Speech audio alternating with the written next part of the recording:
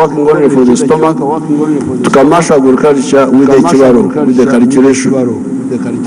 67% of the homesteads in Uganda are now in the money economy. For the first time in human history. At independence, only 9% were in the money economy. By 2013, only 32% were in the money economy. That is why I had to involve the army to distribute seedlings. We had to involve the army to distribute seedlings.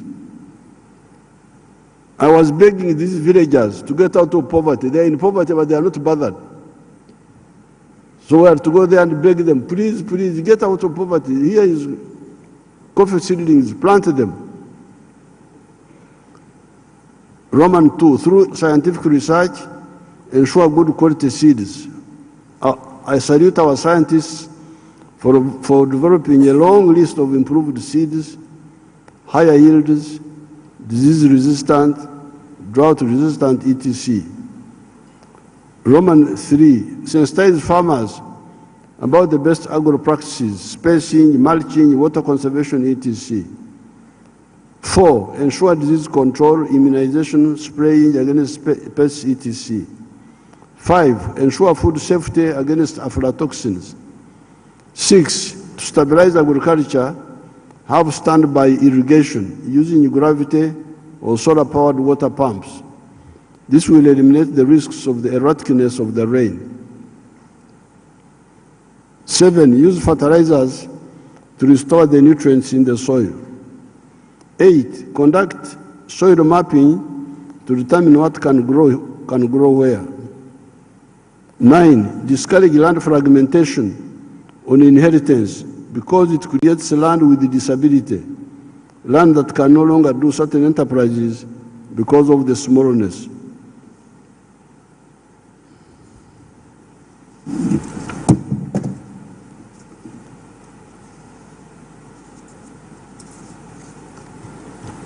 With these measures, Africa will be a superpower economically. Since ancient times, this part of Africa had strong agriculture. We always have 2 harvests in a year. The harvest of Katumba, the season of March to end of May, and Omwaka, the big harvest of August to December. The harvest of May is called Obujegashe, the small harvest, and the one of August to December is called Omwaka, the big yearly harvest. All this was with the traditional technology and just the rain-fed agriculture. In some areas, however, there was some irrigation in ancient Egypt and the Kilimanjaro area. When Henry Morton Stanley walked through this area, Congo, Uganda, Tanzania, between 1887 and 1889, he wrote as follows on pages 298 and pages 371 to 372, respectively, of his book entitled In Darkest Africa, Volume 2. This is in quotes. A march of an hour and a half in the afternoon, apparently not far from the river, brought us to the populous district of the Babusese. The banana plantations were very extensive, reminding me of Uganda, and their shades covered a multitude of huts. This was in the diary of Henry Stanley, which he wrote on December 5th, 1887. In Congo, he was in Congo, Ituri area. Fields of millet and sesame, plots of sweet potatoes occupied the outskirts of these plantations. And there was ample evidence round about that the land was thickly peopled and industrially cultivated. Later on, while traveling through the Riz area of Ankole in Uganda, he wrote as follows: crossing a narrow neck of land, descended into the basin of the Rizi. By degrees, the misty atmosphere of this region was clearing, and we could now see about 5 miles distance and the contour of the pastoral plateau of Ankole. It was not by any means at its best. It was well into the drought season. The dry season had commenced 2 months previously. Hilly range, steep cone, hammock and plain were clothed with grass ripe for fire. The herds were numerous and all as fat as prize cattle. In the valley, we had passed over 4,000 cattle of the longhorned species. The basin of the Rizi, which we are now in, and which was the heart of Ankole, possessed scores of the finest herds of cattle I had never seen before. This was a white man, Henry Morton Stanley, who came through this area in 1887, 1889. That's what he wrote. Found very powerful agriculture. He was clearly amazed by the scale of production. Therefore, this Africa of having no food, of begging, is not the real Africa, but the colonial and neo-colonial Africa. It is a shame.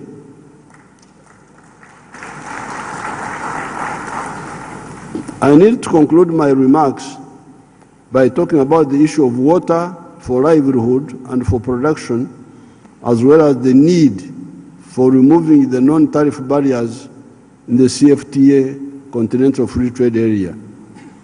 Uganda is lucky in that we have a lot of water. Our major problem is to persuade our uninformed or misinformed people by guiding them to stop undermining our water resources by encroaching on the wetlands, the forests, the catchment areas, the river banks, and the lake shores. Some other parts of Africa, however, are not so lucky. Northern Africa has got a water problem. Even Southern Africa gets periodic shortages of water. Here in the Nile Valley, we are always arguing about the 85 billion cubic meters of that river at Khartoum, the River Nile. In the past, I posed a question to Dr. Boutros Ghali of Egypt, the following questions. Question number 1. Are you aware that the Congo River has got 3,000 billion cubic meters of water per annum going into the Atlantic Ocean? Because here in the Nile, we are quarreling about 85 billion cubic meters of water at Khartoum. But the River Congo is 3,000 billion cubic meters of water per year. In other words, the River Congo is equivalent to 30 Niles. Nile 1, Nile 2, Nile 3, Nile 30 of them in the River Congo.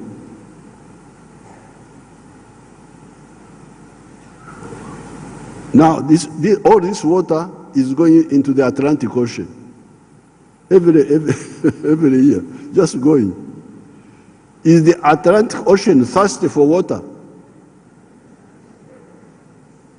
Since this is a high-level meeting of Africa, you can tell me whether the Atlantic Ocean is thirsty for water, all this water which is going.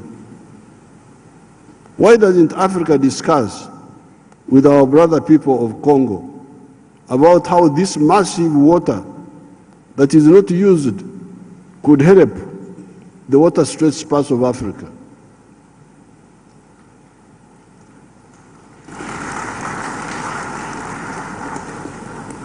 Another question: is Africa aware of the technology of desalination? Because we spend so much time talking about so many things. But I have never heard people talking about desalination.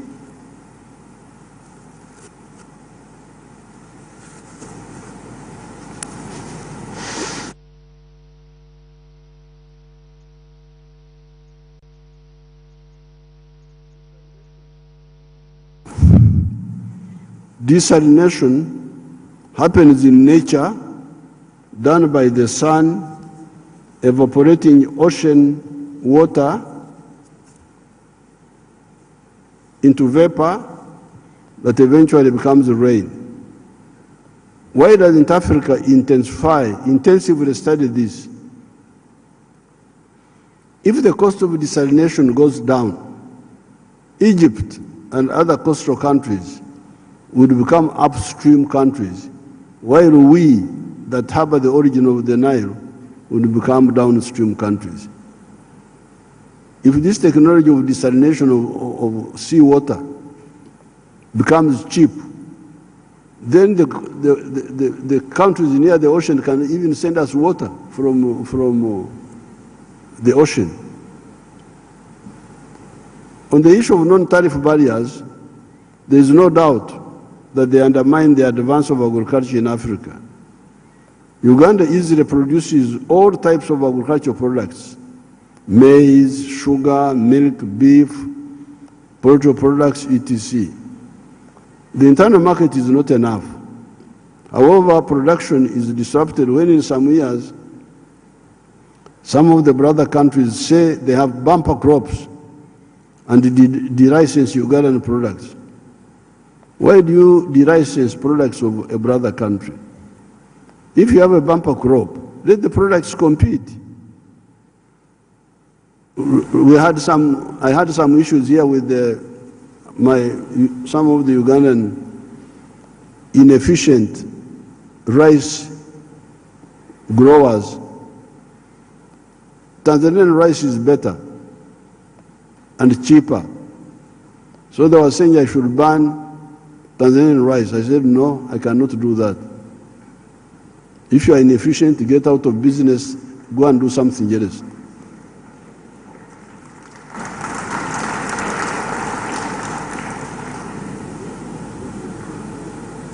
If you have a bumper crop, let the products compete. After the Ugandan product has been de-licensed, then you hear that the de-licensing country has now a shortage of this or that. Can they now import it from Uganda? By that time, the Ugandan farmers have been rendered bankrupt and have migrated to new products such as coffee that are mainly bought by foreigners away from Africa. How would African agriculture sustainable advance with this erraticness? I thank everybody.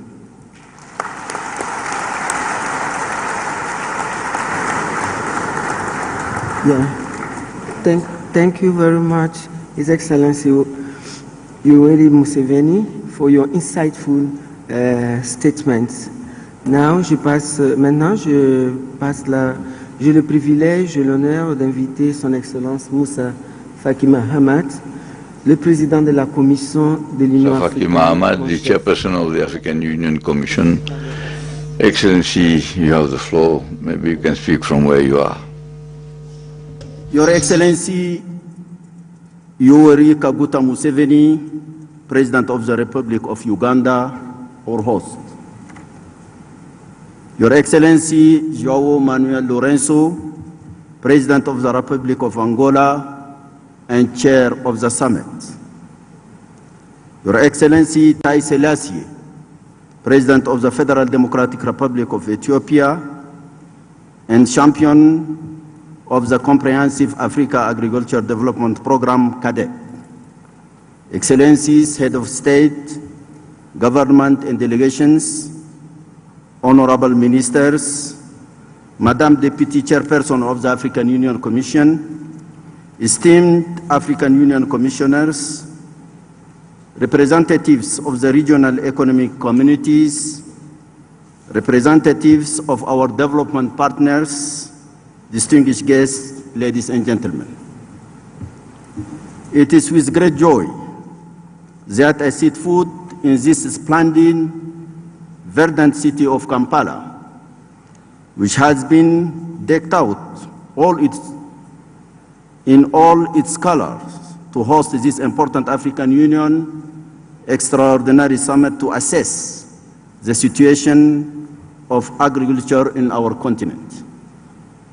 I'm particularly pleased to address to His Excellency Yoweri Kaguta Museveni, President of the Republic of Uganda, to the government and the brotherly people of Uganda, my best wishes for the year 2025 and my warm thanks for the quality of the welcome marked by brotherhood and the special attention, and even more for all the efforts made to ensure the best conditions for success in the organization of this summit.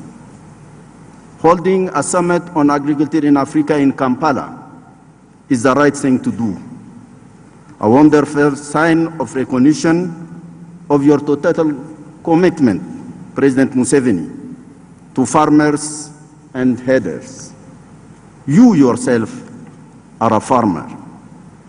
You are also a champion of transforming agriculture into a powerful lever for wealth creation for the people of Africa.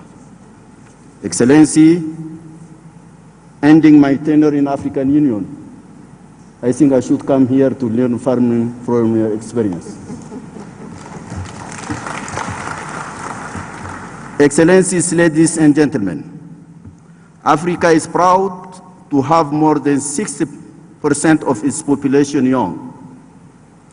It is also proud to have 60% of the world's uncultivated arable land, water and forest resources that place it at the forefront of the world.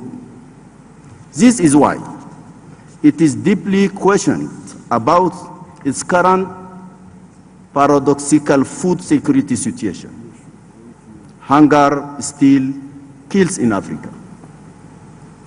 The profound disaffection between the land and African youth, the disaffection of these young people with agriculture and the rural world, their break with the ancestral world toward urban uncertainties and perilous immigration, all these increase our existential drama. Who do we hold responsible for such phenomena? Not on the youth, for sure, but on our systems that have failed to promote efficient strategies that generate hope and prosperity in our lands. Such concerns have been yours, have been ours. You thus opted for an institutional solution through Caadp, adopted by the Assembly of the Union in 2003 in Maputo, Mozambique. This ambitious program has been implemented since 2014 within the framework of the Malabo Declaration. The various biannual evaluations of the commitments made by member states initiated in 2017 under this declaration certainly show progress toward achieving the set objectives, but at an unsatisfactory pace of progress. This is why I would like to welcome the preparatory work undertaken by the African Union Commission, ODA-NEPAD, the regional economic communities, and experts of our member state, as well as our technical and financial partners, in preparing the post-Malabo Declaration, or what will be known as the Kampala Declaration, submitted here today for your approval. It symbolizes the sum total of all the efforts made upstream in identifying all the negative factors that lie at the root of the low rate of the attainment of our set objectives for agriculture sector on the continent. Excellences, Monsieur le Président, Excellences, Mesdames et Messieurs les chefs d'État, de gouvernement et de délégation, Mesdames, Messieurs, il est clair aujourd'hui. It is clear today that despite all these commendable efforts, the food and nutrition security situation in Africa has not structurally changed. Hundreds of millions of Africans continue to suffer in total despair from famine They languish in destitution and extreme nutritional fragility. Without indulging in self-flagellation, we cannot be truly proud of our results. Our conscience would revolt against us. To face this major challenge courageously is our greatest task of the moment. Clearly, many factors could explain this shocking dichotomy between our immeasurable potential and the state of the poignant needs of our peoples in terms of food and nutrition, in the face of which all the discourse on food sovereignty loses its credibility. Among these factors are those linked to external events, which of course are beyond our control. I refer to the wars outside and inside Africa, like the Russia-Ukraine war, the Sudanese conflict in which 30 million people are living in a humanitarian tragedy. We must also mention the pandemics, natural disasters, recurring droughts and floods, and other El Nino phenomena. Thus, climate change continues to threaten our food systems and expose us to very serious risks of famine and undernourishment in many regions of the continent. On the other hand, some factors are directly of our making. Here is a striking example. The Maputo Summit of 2003 had coupled the establishment of the Comprehensive Agricultural Development Program with the important decision requesting member states to devote 10% of their annual budget to agriculture. The level of implementation of the decision has not been assessed. Similarly, it will be relevant to ask the questions, that is the report on the implementation of the Malabo Declaration and the biennial reviews have not been submitted. The problem is getting dangerously worse. Not only is the disaffection for manual agricultural work deepening, but rural exodus and immigration are widening the gap. The projection of UN Habitat indicates that in 2030, that is in 5 years' time, Africa will have 824 million city dwellers, or that is 48.4% of its population. In the absence of drastic measures to stabilize populations and ensure prosperity in rural areas, the phenomenon will inevitably worsen and suffocate cities with all the attendant risks of destabilization. Faced with these challenges, what can be done? First, we must make agriculture a real priority sector. We must put the hoe in the museum and correlatively invest in the acquisition of appropriate means of agricultural production. I'm here referring to mechanization, digitalization, enrichment of soil, and so on, to be used in compliance with environmental balances and with a constant concern for adaptation to climate change. To do this, we must find the necessary additional resources.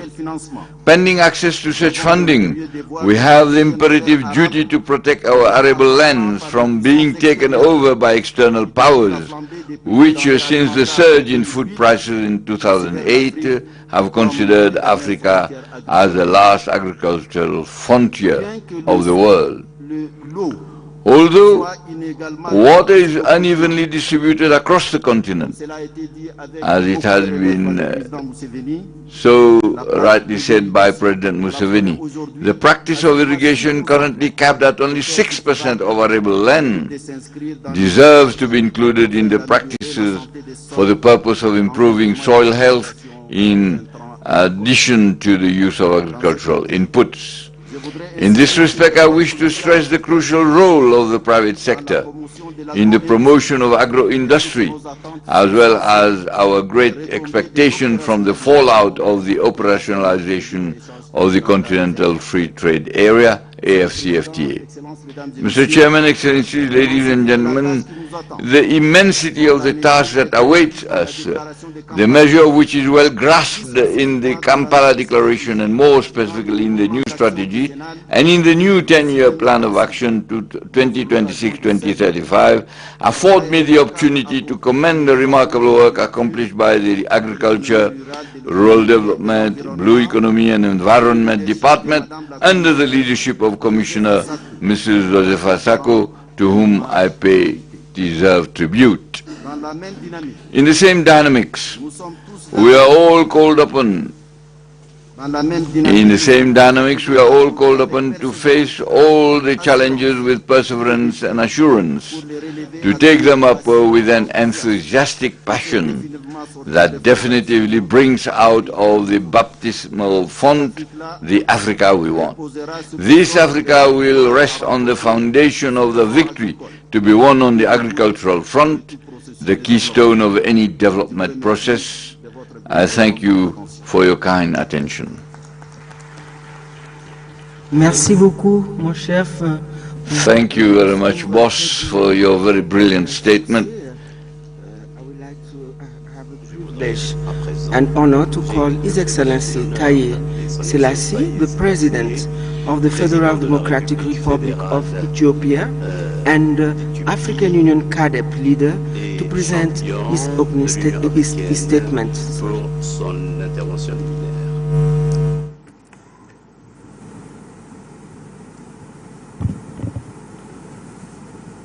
Your Excellency Yoweri Kaguta Museveni, President of the Republic of Uganda, Your Excellency Juan Manuel Lorenzo, President of the Republic of Angola and Vice Chair of the African Union, Excellencies, Heads of State and Government, Your Excellency Musa Faki Mohammed, Chairperson of the African Union Commission, Your Excellency Haile Mariam Desalegn, former Prime Minister of the Federal Democratic Republic of Ethiopia and AGRA Board Chair, distinguished colleagues, esteemed guests, ladies and gentlemen. I'm deeply grateful to the government and people of Uganda for the warm hospitality extended to us, our arrival in this beautiful country and breathtaking resorts. Hosting this extraordinary summit reflects Uganda's steadfast commitment to advancing Africa's agri-food system, and we are truly honored by such generosity and support. It is indeed a distinct honor to address this august assembly on behalf of His Excellency Dr. Abiy Ahmed, Prime Minister of the Federal Democratic Republic of Ethiopia and champion of the Comprehensive African Agriculture Development Program. I stand before you today to call upon the urgent need for a renewed collective commitment and concerted action to achieve our shared vision for an Africa that is food sovereign and prosperous. This summit marks a defining moment for Africa, where we will be able to chart out the course of the continent's agri-food system. The Kampala Caadp Declaration, which follows the crucial Malibu Declaration, signifies a renewed commitment to best propel progress and delivering tangible outcomes for our people. It underscores our resolve to address emerging challenges, harness new opportunities, and build a resilient, inclusive, and prosperous agri-food system in Africa. Excellencies and ladies and gentlemen, as we discuss post-Malibu Caadp strategy, Africa's agri-food system are undergoing transformative change driven by a complex interplay of economic, demographic, technological, environmental, and climate factors.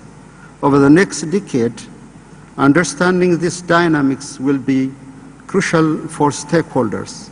I would therefore like to emphasize on the following four essential elements which I believe would transform our agri-food system, fostering economic growth and improving livelihoods across the continent. First, rapid urbanization. The impact of urbanization in Africa, particularly the growing demand of freshly processed foods and ready-to-eat meals significantly reshapes consumption patterns in urban areas.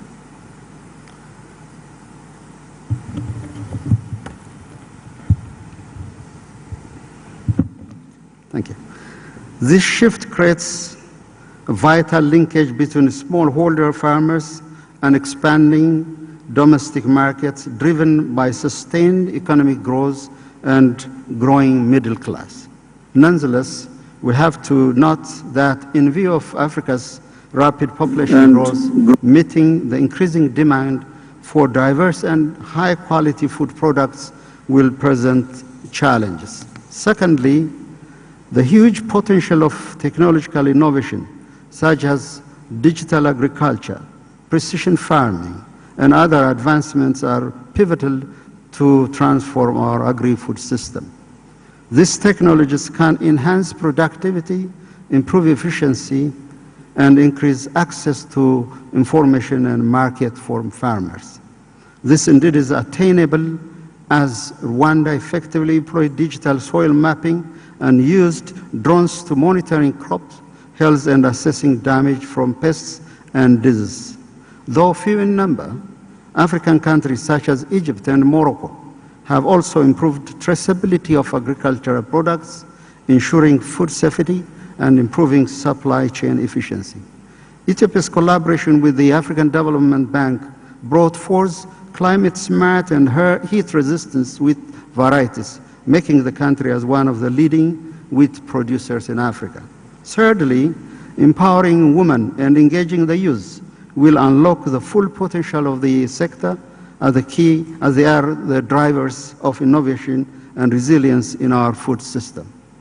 Angola and Uganda recognize the crucial role of women and youth in transforming their agriculture, particularly in expanding access to resources, developing agribusiness, incubators, mentorship programs, and enhancing market linkage.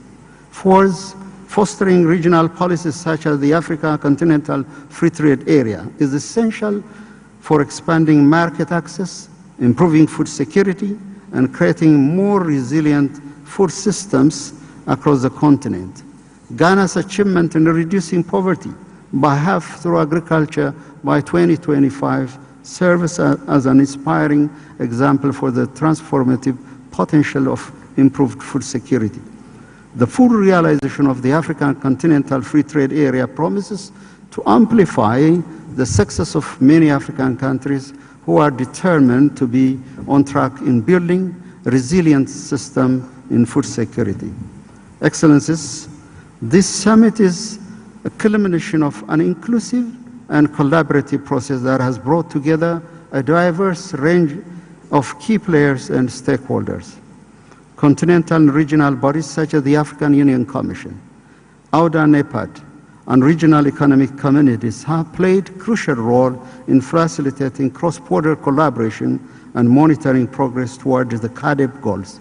Moreover, through extensive consultation and workshop with member states and development partners, we have ensured that all key actors have meaningfully contributed. This participatory approach underscores our collective commitment to addressing Africa's agri-food challenges and opportunities through a lens of inclusivity and shared responsibility. Incorporating this diverse perspective has enriched the summit discussions and strengthened the foundation for actionable outcomes. The technical groundwork for this summit has been equally rigorous and comprehensive. The draft Caadp strategy and action plan for 2026 to 2035 was prepared with meticulous attention, guided by the African Union Specialized Technical Committees, whose endorsement has been invaluable. Contributions from experts and researchers have provided critical evidence-based insight that ensure the strategy is both impactful and achievable. These efforts highlight the importance of leveraging technical expertise to build a robust framework for Africa's agri-food system transformation. I call on the permanent representatives Committee, PRC, to actively engage in reviewing the Caadp Kampala Declaration and the 10-year strategy and action plan. As an advisory body to the Executive Council, the PRC holds a critical responsibility to ensure these frameworks address Africa's priorities for sustainable agri-food system and align with the aspiration of member states. Excellencies, Mr. Chairman, the African baskets, where our mothers and sisters carry across Africa, whether we call it Ikbo or Iksiro here in Uganda, or Agobo in Nigeria, or Kenten in Ghana, Kikapu in Swahili, or Sala in Northern Africa, or Lemat in Ethiopia. The African basket, a powerful symbol of bountiful harvests, embodies the hearts of Africa's livelihoods and our food system. As we embark on the transformative journey towards a modern agri-food system, let this African basket symbolize our unwavering commitment to ensuring that every African has access to safe nutrition and affordable food. As I conclude, let us reaffirm the significance of this summit and the Kampala Declaration in guiding our journey towards sustainable agricultural transformation.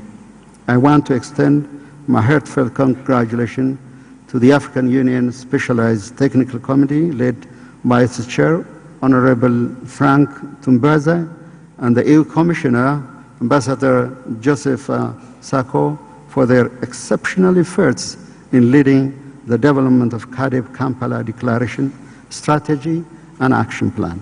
Together, let us move forward with a determination and purpose, committed to realizing our shared vision for Africa's agri-food system. I thank you.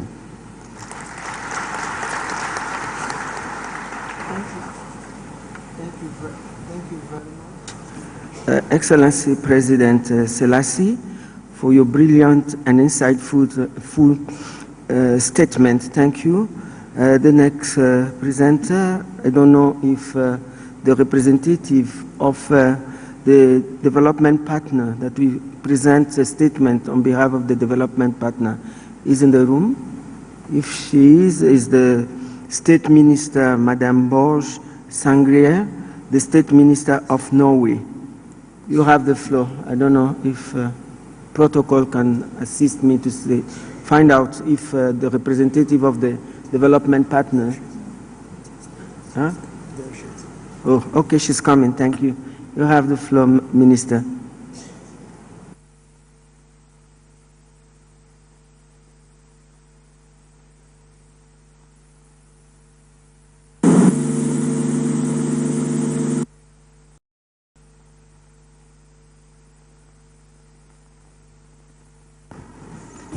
Thank you very much.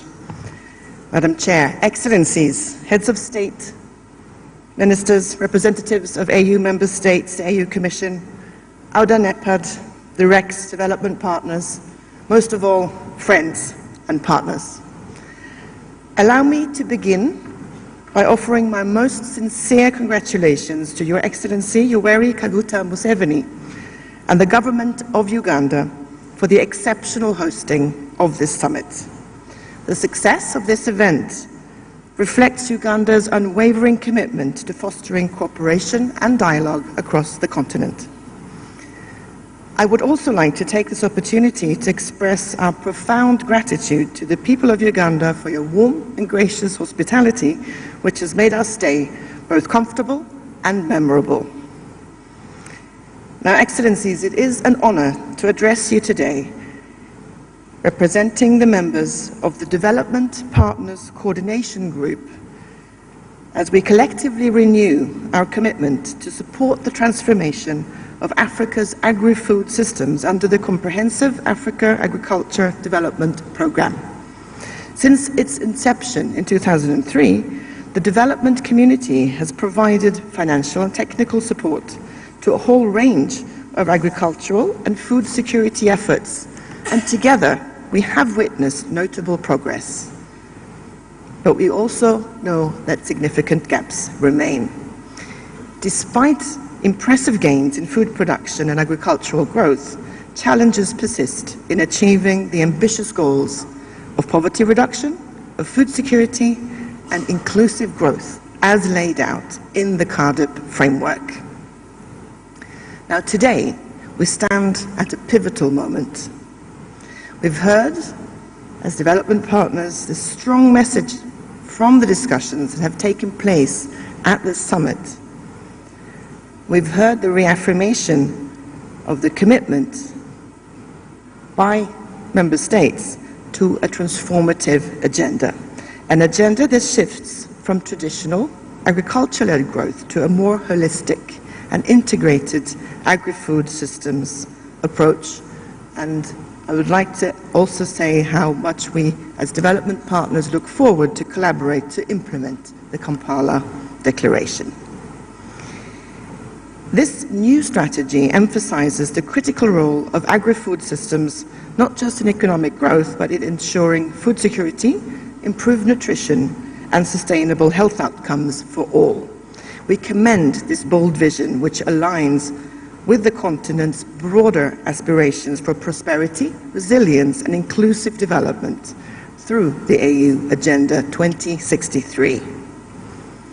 We, as development partners, have issued a statement during this summit stating that we stand ready to support this ambitious transformation, as highlighted in the new Caadp strategy and action plan that will start from 2026 and go to 2035. Strengthening governance will be essential for creating resilient and sustainable agri-food systems across Africa. The signatories are fully committed to supporting African countries and regional bodies in harmonizing Caadp with their national and regional investment plans. Now, Excellencies, we also recognize that achieving these goals will require more than just public sector financing. While domestic and international public investments are crucial, mobilizing private sector investment is equally essential for building sustainable and market-driven solutions. To this end, we commit to working closely with African leaders to develop tools and strategies that can help unlock private sector financing, ensuring that it complements the public investments and accelerates progress. So in very specific terms, we as development partners will collaborate with the African Union and its member states on several key actions. And Excellencies, please allow me to mention 3 of these. The first is to work together to ensure that national and regional agri-food systems plans are aligned with the new Caadp strategy and the forthcoming Kampala Declaration. This includes reviewing processes and tools to ensure coherence between the continental vision and country-level actions. Second, we will collaborate with the AU institutions to establish frameworks that enhance coordination and review development assistance in line with the strategic objectives of the Kampala Declaration. We will work to align our support and investments with national and regional priorities. That includes exploring innovative financing modalities to support sustainable, resilient agri-food systems. And the third action, Excellencies, that I would like to mention is that we will support efforts to build governance frameworks that foster transparency and accountability, key elements for effective policy implementation. Effective governance will ensure that African countries not only meet, but exceed the ambitious targets that have been set. Now, dear friends, we would also like to commend the African Union Commission, with particular thanks to Commissioner Sacco for your immense dedication to implement the Malabo Declaration. The Commissioner has ensured that the development of the next Caadp has been consultative and inclusive. The Kampala Declaration as we will be discussing today, is an impressive legacy, Commissioner Sako, as your tenure as AU Commissioner comes to an end. So we all have appreciated your dedication and your leadership, so we thank you.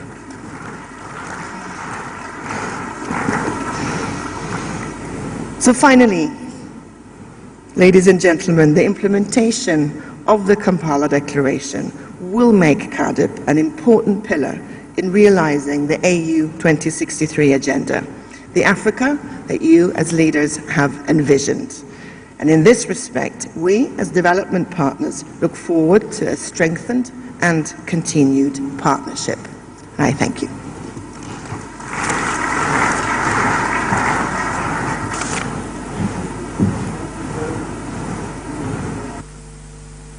Thank you very much, Minister Bird, for your stand commitment to support this ambitious strategy and action plan 2026-2035.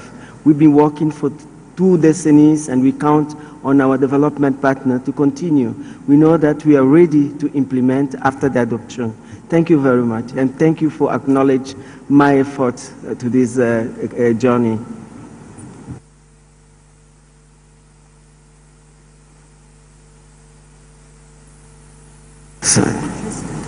Huh? Yeah, the last one. Agora, é o meu privilégio e honra de convidar Sua Excelência the honor and privilege of inviting His Excellency João Manuel Gonçalves Lourenço, the President of Angola, my beloved country, and the Vice President of the AU Bureau, on behalf of His Excellency Mohamed Ould Rohon, the substantive President of the African Union, for his opening remarks. Excellency, you have the floor. Sua Excelência Yoweri Kaguta Museveni, Presidente da República do Uganda, nosso anfitrião, Suas Excelências Chefes de Estado e de Governo, Suas Excelências representantes dos chefes de Estado e de Governo, excelentíssimos ministros, caros embaixadores, minhas senhoras, meus senhores. É com a mais elevada honra que, na qualidade de primeiro vice-presidente da mesa da Conferência dos Chefes de Estado e do Governo da União Africana, tomo a palavra para presidir a esta cimeira extraordinária da nossa organização continental, dedicado ao Programa Integrado para o Desenvolvimento da Agricultura em África, em representação de Sua Excelência Mohamed Ould Ghazouani, Presidente da República Islâmica da Mauritânia e Presidente em exercício da União Africana. Começo por manifestar a minha mais profunda gratidão à Sua Excelência Yoweri Kaguta Museveni, President Yoweri Kaguta Museveni, President of the Republic of Uganda, and to the people of the Republic of Uganda for hosting this important event of the African Union and for the warm welcome and hospitality reserved to all of us since our arrival in this beautiful city of Kampala. Allow me to convey also our congratulations and to all the delegates present here and to all the peoples of Africa on the occasion of this new year, 2025. This May 2025 be synonymous with major achievements and prosperity for all African nations and for all citizens of our continent. Minhas senhoras, meus senhores, a conjuntura internacional dos últimos anos recorda-nos continuamente que a agricultura, muito mais do que uma atividade econômica, é a chave do nosso desenvolvimento sustentável e uma fonte inesgotável de novas oportunidades para as famílias africanas. Esta cimeira deve ser vista como uma oportunidade para analisarmos o que foi feito até aqui, desde a aprovação do Programa Integrado para o Desenvolvimento Agrícola em África em 2003, por via da Declaração de Maputo e da aprovação da Declaração de Malabo em 2014, e o que resta fazer ainda para podermos tomar as melhores decisões tendentes a corrigir os erros cometidos e, desta forma, traçarmos as linhas que nos conduzam ao we can trace the paths that can lead us to the achievement of our major objectives, that is the elimination of poverty and ensure food sovereignty in Africa. Allow me to state that relatively the Malabo Declaration, as well as the efforts that have been made,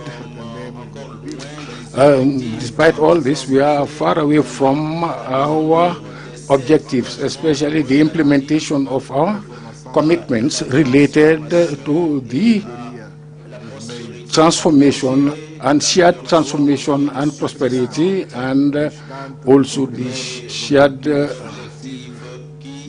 living conditions. So these objectives contained in the 2063 agenda and the Agenda 2030 and the African Union Agenda of 2063. During our meeting, we should arrive at the requisite consensus on the approval of the integrated program for the development of agriculture in Africa for the next 10 years, that is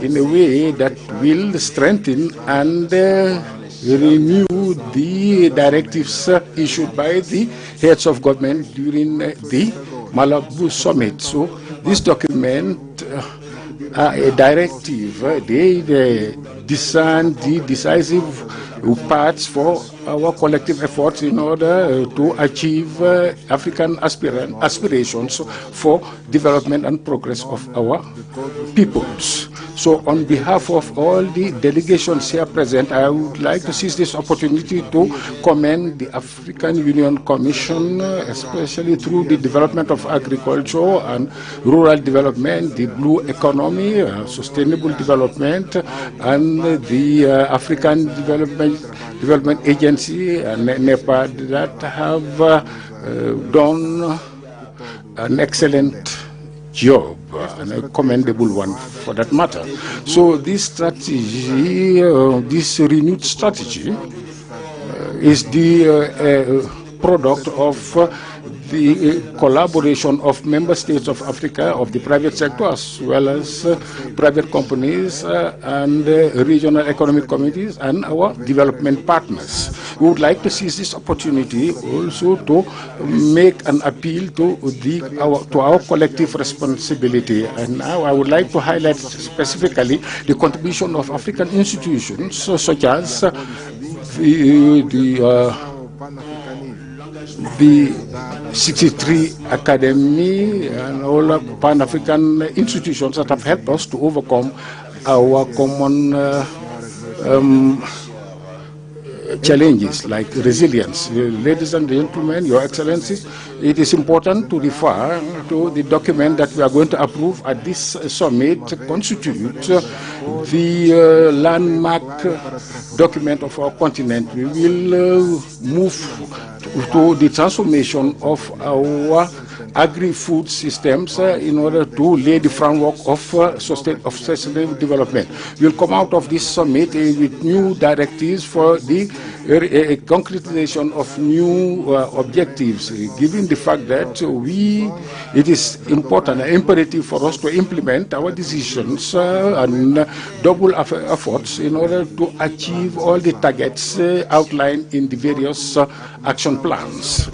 Then I urge the African Union Commission to come up with mechanisms for the implementation, successful implementation of these instruments and the strategies for the next 10 years, and work in close collaboration with member states in order to claim ownership and integrate these strategies and resources in our national plans so as to promote agriculture.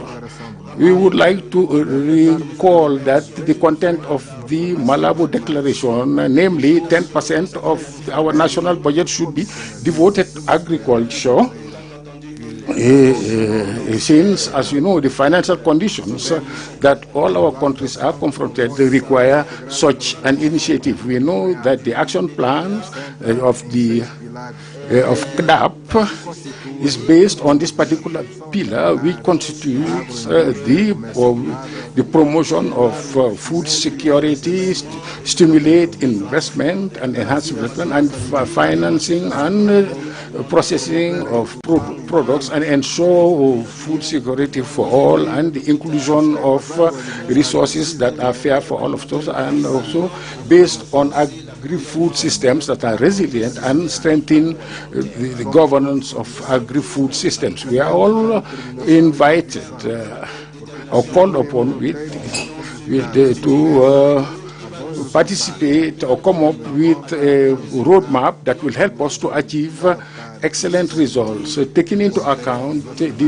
decisions that we had already adopted at international fora. So in this regard, this program should constitute the basis of the production of vaccines and fertilizers and other inputs in order to develop an agriculture that will ensure food self-sufficiency and food security. Fertilizers play a major role in agricultural productivity and production. So in this regard, and this is specifically stated in the Nairobi Declaration concerning, for example, soil and health, and national plans have been worked out, and this requires our attention for the enhancement of the agricultural sector in Africa.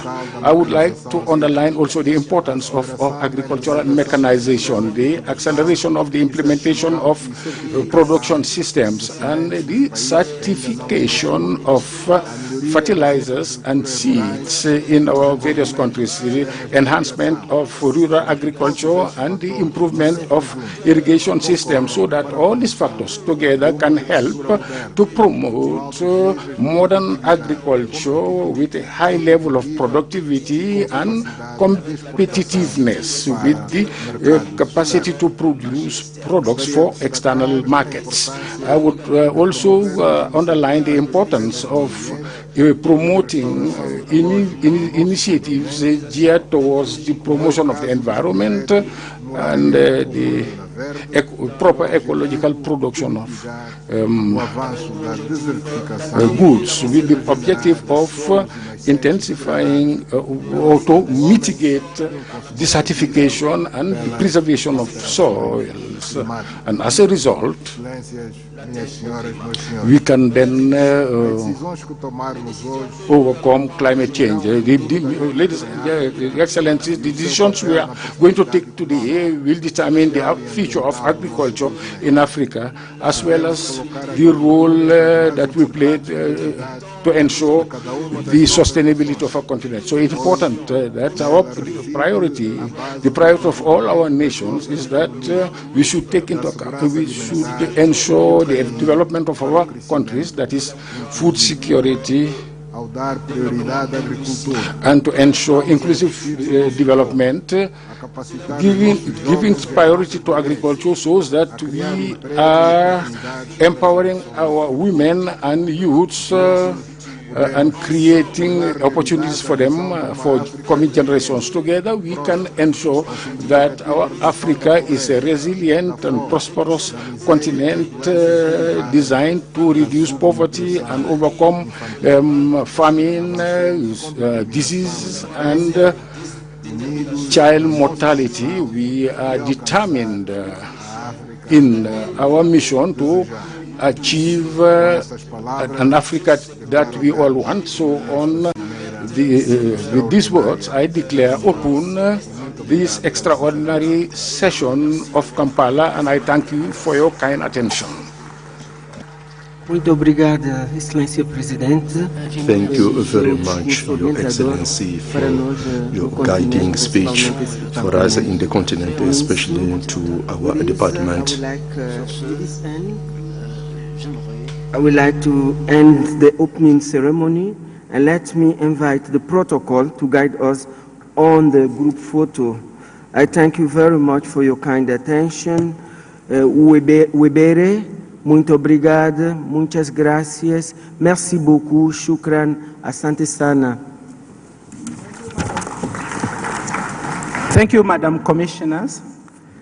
I wish to invite Your Excellencies, Heads of States and Government, His Excellency the Chairperson of the African Union Commission, Heads of Delegation from AU Member States, Your Excellencies, former Heads of States and Government, Her Excellency the Deputy Chairperson of the African Union Commission, Their Excellencies AU Commissioners, Heads of AU organs and recs, for a group photo on the stairs in front of this conference room. To the other delegates, kindly remain seated while our leaders proceed for the group photo. After the group photo, we will take a 20-minute coffee break, followed by closed session. Thank you once again for your participation.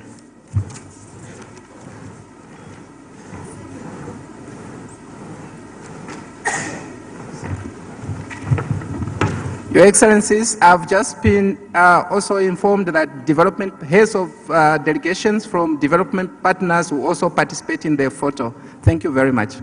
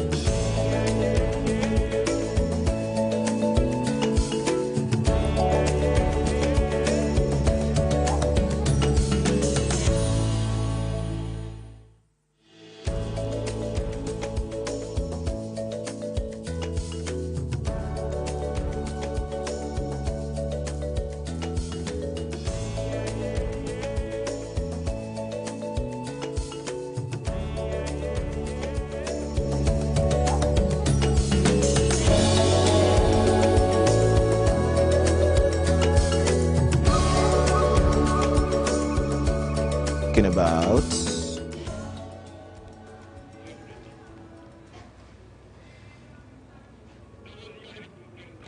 yes, a very good morning to you tuned into UBC TV. It is actually afternoon. It's already a few minutes past midday. Thank you so much for keeping it with us.